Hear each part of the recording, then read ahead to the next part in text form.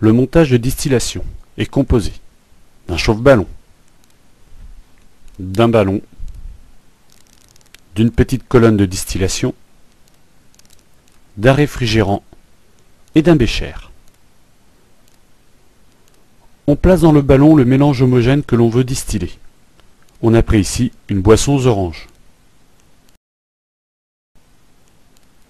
ainsi que 2 ou 3 pierres ponces pour éviter un retard à l'ébullition. Ensuite, on met en marche le chauffe-ballon et on fait circuler de l'eau froide dans le réfrigérant.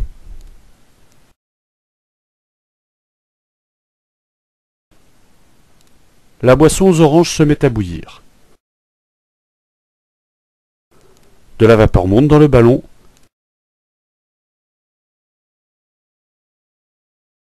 puis un liquide incolore s'écoule à la sortie du réfrigérant. Ce liquide est appelé le distillat.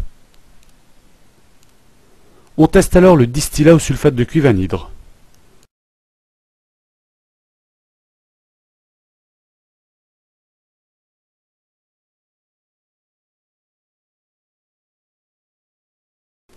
Le sulfate de cuivre anhydre devient bleu. On en déduit donc que le distillat contient de l'eau. Que devient l'eau contenue dans le ballon quand on la chauffe? Lors de l'ébullition, l'eau contenue dans le mélange passe de l'état liquide à l'état gazeux. L'eau du mélange s'est vaporisée.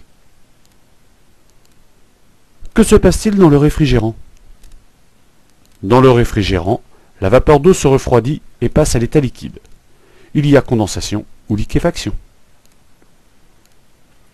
En conclusion, la distillation est une vaporisation d'une partie du mélange, lors de l'ébullition, suivie d'une condensation dans le réfrigérant. Elle permet ainsi de séparer les constituants d'un mélange homogène. Ici, on a séparé l'eau, qui est dans le distillat, du colorant et des sucres, qui sont restés dans le ballon.